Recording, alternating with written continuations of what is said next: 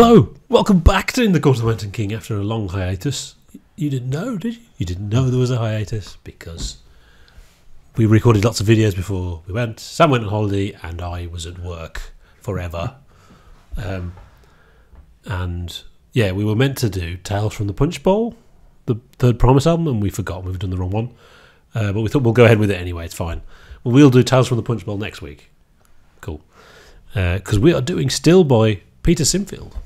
This is a request, isn't it? This is a request from our Patreon, www.patreon.com/WentonKing. Peter Sinfield. Oh my God. In the Court of the Wenton King. You'd think we would have done this by now, and you would have thought I would have done this when I did King Crimson, because I did all the McDonald and Giles and etc., didn't I? It's quite a good album title, I think, still, but of course in the Peter Sinfield tradition, it's also known as Stillusion, which is the stupidest thing ever. We may well now get comments saying, no, you don't understand, it's a mixture of still and illusion. Oh. Really? And we might get a comment saying along the lines of, I thought that some of the metaphysical imagery was particularly effective. Interesting rhythmic devices, too, which seemed to counterpoint the surrealism of the underlying metaphor of the humanity of the poet's compassionate soul, which contrives, through the medium of verse structures, to eliminate this, transcend that, and come to terms with the fundamental dichotomies of the other. And one is left with a profound and vivid insight into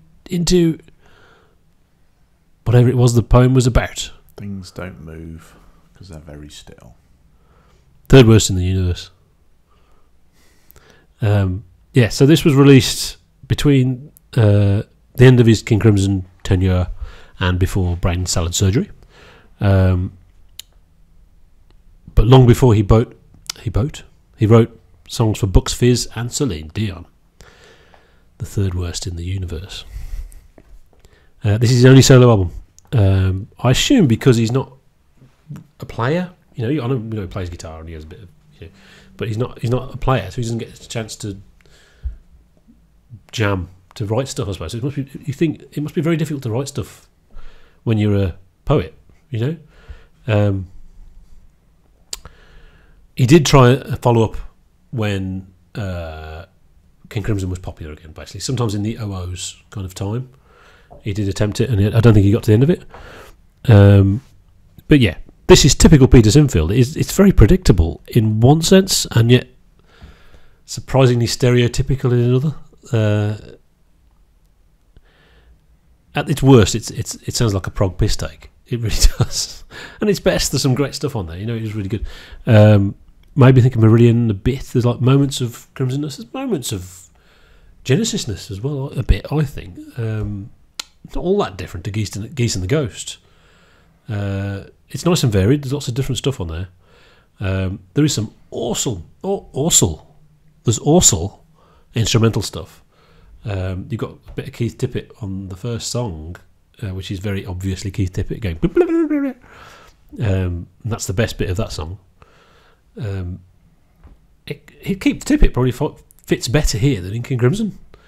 And you've got the whole band, the whole previous King Crimson, minus Robert Fripp and John Wenton. He's on there, Even the people who just played on the albums, like Keith Tippett, I don't think is Robin Charig on there, or maybe the other guy, Robin Miller. Robin Miller's on there, not Mark Charig.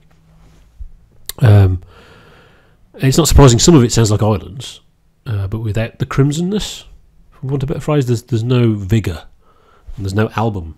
It's just some stuff. But mostly the music is pretty cool. The first couple of tracks give you the impression, it's going to sound like that. But then it changes, Then track 3 is a country song with slide guitar, so fair enough. And that's its strength. It's variation, I think. Not really an album, it's just some songs. And I don't think he should have sung. It sounds ridiculous. It's a shame seeing he's a lyricist, because I like the instrumental bits. He would have suited like a 60s Dave Clark 5 type band, I think, in this sort of silly voice. The best song on there is probably Still, maybe the last track, but possibly Still. It is hilarious. I don't know if he's taking the piss, to be honest. What is it? What's the lyric go? It's like, just imagine if you were a river. Imagine if you were a tree. Really? Is that serious?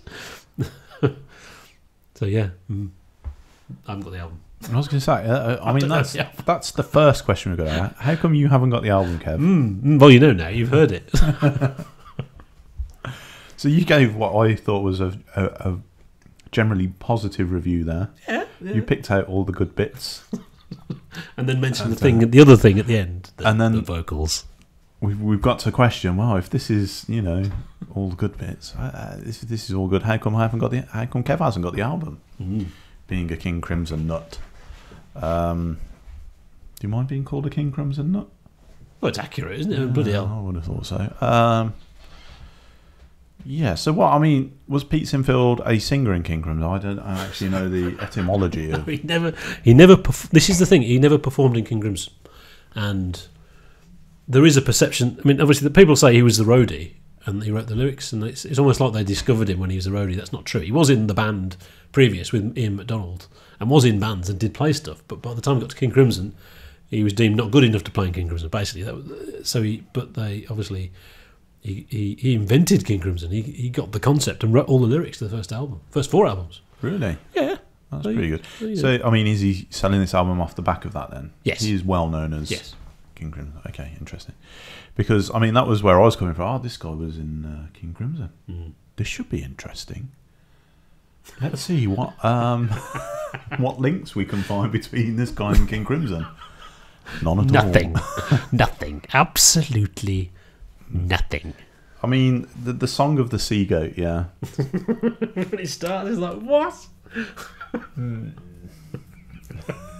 Am I missing something here? He shouldn't. If he got someone else to sing it, I don't think it would. It's his singing is the problem. It just sounds ridiculous. Right. I think. Don't you agree? Yeah. I tell you, my listening experience of it was, I put it on several times to listen through. Yeah. And I was like, what the hell? Oh, I've got to listen to Pizza. What? Kev? And on Spotify, it's like a double album. There's like a load of crap. I was like, I'm not listening to all of this. This is ridiculous. Right. But you should never, ever listen to an album once. Yes. If you're going to judge it. Yes. So I tried a couple of times to listen to it in a normal open environment. It didn't work. It was not engaging me at all. So I listened to it over earphone, and it does change it quite often. You'll find either listening into the car or listening through earphones changed it, and it did change it. It was actually not bad. I was quite surprised. There's some funky stuff. Some really good bits in there, aren't there? Yeah. I mean, this is not King Crimson. This is folk. Yeah, and I noticed that on Will It Be You, track 3. Weaknesses were there's not enough sort of stuff there that really says, oh, really that was really, really good. It's all a bit bleh. Yeah. As you go. And actually, you said Still. I didn't notice Still. Oh, right. It was the Night People that got me. You said Still or the last track. Yeah. Night People last there's track. some great stuff on the Night People, isn't there? But it sounds like the previous King Crimson album. There's that Miles Davis-y thing, but it's got groove that King Crimson doesn't have. There's a proper westernness, Americanism-ness to it, which is really great. That is a great track, that is. Yeah. The Night People. But apart from that, it's all right. Well, the bit when Greg Lake starts singing, that's brilliant. It's like, God, thank God for that. And he comes back in again. Hello, I'm Peter Sinfield. I thought there was a bit of sort of Syd Barrett-y stuff going on, sort of. Yeah, that's true. Yeah. And I think there's a lot of crap said about Syd Barrett as well. Yes. I think, well, you know, remember he went from being the roadie to negotiating. He had, I think, when it was just him and Fripp, he had 1/3 and Fripp had 2/3, and then he argued with Fripp and said, "No, I should have 50%." So Fripp basically gave in and said, "Okay, you can have 50%." 50%. He didn't write any music. He just wrote those bloody words. So by that point, obviously, he wrote an observation by King Crimson. Yeah. You know, he wrote the words in the Court of the Crimson King. He named the band. He wrote all of those lyrics for that first album. You know, and it's a bit like Roger Waters, isn't it? Sort of delusions of grandeur. I wrote Dark Side of the Moon. Well, But I mean, at this point, or at that point in particular, lyrics were important. You know, it's very early. Yes. You know. Yeah. And people think any of this has any meaning at all. Yeah. Imagine if you were a river. It'd be very wet. Yeah, so it's all right. It is funny. It is quite funny, and I don't think it's meant to be. It sounds like he's putting a silly voice on. It sounds like a prog rock piss take, doesn't it? It doesn't. Well, does it? I mean, there's a Spinal Tapness to it. Well, yeah, but I mean, although it's Stonehenge, where the banshees dwell. Do, do, do, do, do. But to me, it didn't sound that much like a prog rock album, apart from, you know, I mean, Song of the Sea Goat, prog rock title. Yeah. After that, it sounds very countrified. Well, very light. Geese and the Ghost. I got a real sense of Geese and the Ghost, yeah. Yeah, that sort of thing. And it's the same with Geese and the Ghost, and there's a lack of... There's nothing there. There's a lack of a thingy. It needs a thingy. He needs a musician. Yeah. And that's what you can see. That's what he did. There's loads of these great players on there, and there's some great stuff on there. But obviously, it was him assembling it all, and he didn't have not enough cohesion. Yeah. The man who invented King Crimson. Yeah. Madness, isn't it? Yeah. You know, and I've probably in the past come across as quite critical of him. You know. But like I said, I shouldn't be, because just that first album, you know, forget the other three. It's a shame, isn't it? If he sort of was vital in the creation of King Crimson and then bails out of the industry with a whimper. Yeah. Yeah. That's quite bad. That's quite sad, isn't it, really? Well, I think, because remember, he joined ELP. This came out on Manticore, on ELP's label. And he wrote I Believe in Father Christmas with Greg Lake, and he wrote Welcome Back, My Friends, to the Show That Never Ends. It's really memorable stuff, you know. He's probably loaded then, so... You'd think that, yeah. And right the way up to Love Beach, you know, he did all of it. And then he quit and went to Ibiza. Which in those days means a different thing to what it means now. And I don't know whether our American friends will understand what we mean by going to Ibiza. means you're going to go to have a party. Can't imagine Peter Sinfield going, hello, imagine if you're a river, in a bloody dance hall in Ibiza. But then it was a very cool place to be. I think particularly in the 60s, Ibiza was like the proper hippie paradise. Not that like that now. It's awful. I've got respect for people who bail out early if they've made a bit of money. Yeah. It's so difficult. So many people don't do it. You know, they have a certain amount of success and then they've got to try and keep going on because I might lose this. I might lose what I've got. Screw that. If you made some money, go live some life, you know. Yeah, yeah. But well, the suggestion is on Wikipedia anyway that he overestimated how much money he actually had from just writing lyrics. So he had to come back eventually, 1980, of course. So wrote lyrics for Bucks Fizz and Celine Dion and 5 Star, I think, as well. And there's another one. But I mean, absolute disposable, forgettable stuff that we wouldn't have. Why is he doing that? But you think, actually, what the stuff he's most famous for, probably from the average person on the street, they'll know Welcome Back, My Friends, to the Show That Never Ends. They won't know the song, but they'll know that line. And they'll know I Believe in Father Christmas. And they'll probably know the songs by Bucks Fizz and Celine Dion more than anything else. They won't know Epitaph and 21st Century Schizoid Man.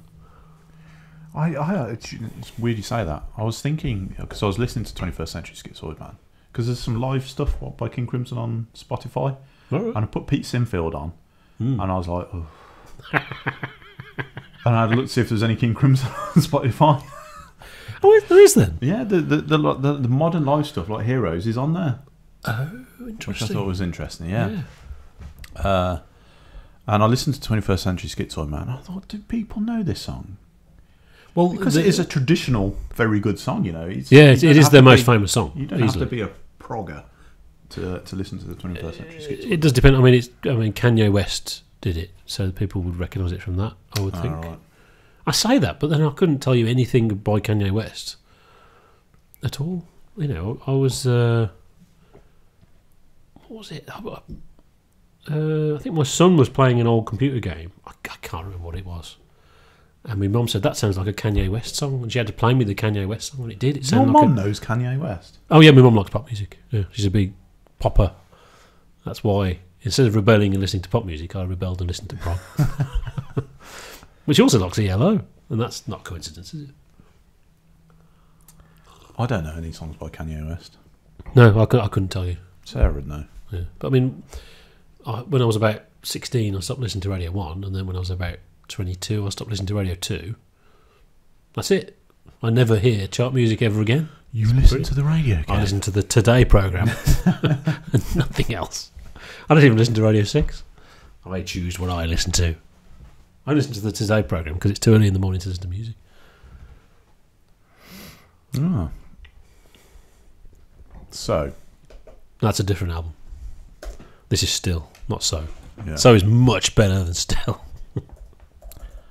So. We never did So, actually. We did it in the Room 101, but I don't think you'd actually listen to it. Yeah, it wouldn't surprise me. But yeah, in a way, he was one of the very first to sell out.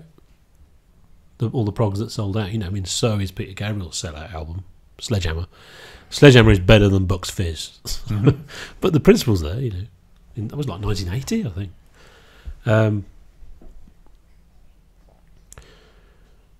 I think he's a really interesting character.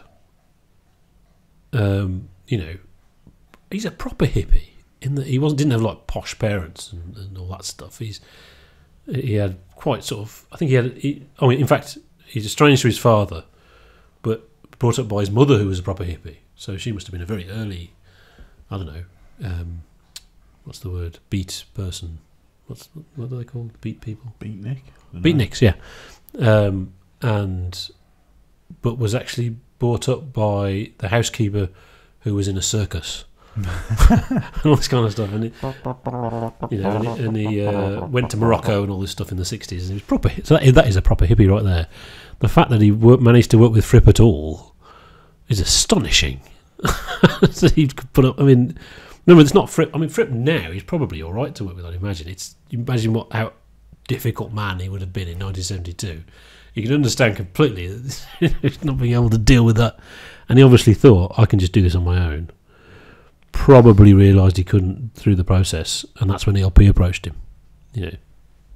So bit pretentious.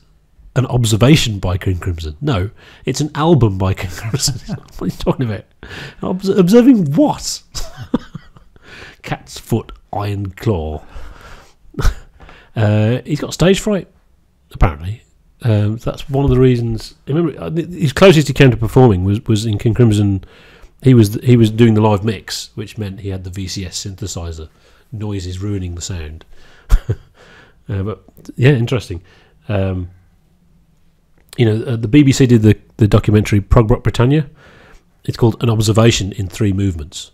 So, the fact that first album is called An Observation is much of a ridiculous stereotype as Tales from Topographic Oceans and whatever, But then again, like I said, his most famous songs are bloody pop songs. I think he was producing Roxy Music when he came to the decision. I don't know. I suppose you could think, well, what Fripp's writing, you can't think, well, I can do that, because it'll be particularly his approach to it rather than the actual music that comes out. You think, bloody hell, is he doing that? But and then he goes to Roxy Music and they're going dun dun dun dun dun dun dun, and he's going woo, and it sounds really good. And he was like, well, I can do that.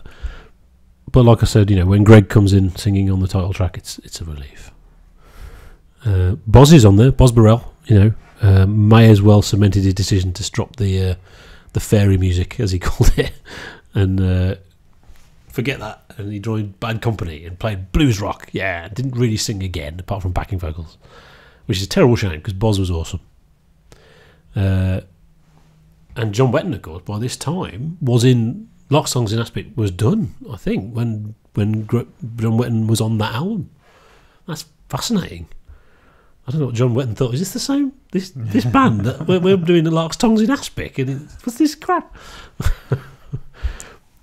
I think the ELP link is interesting. Greg Lake, you remember, wrote all the lyrics up to that point, up to the first 4 or 5 albums.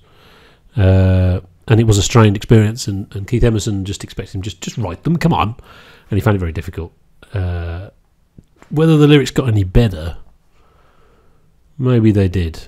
I mean, there's some really jarring lines early on, but then you got on Brain Salad Surgery. There's the "Someone get me a ladder," which does reference something, but it still sounds terrible. Every day, a little sadder, a little madder.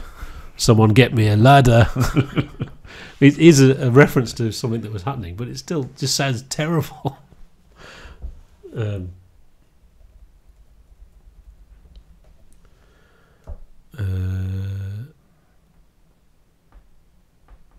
But yeah, it seems like it was hard work because you can see over time his workload fell. So and maybe that's why he didn't do his follow up. It was hard work, and that's cool. I don't know. I'm going to get 3 eggs. It's 3 eggs. 3 eggs. Yeah. Agreed. Yes. Interesting. So we'll be back next week with Tales from the Punch Bowl by Promise, which is what we were supposed to review. Sorry. See you then.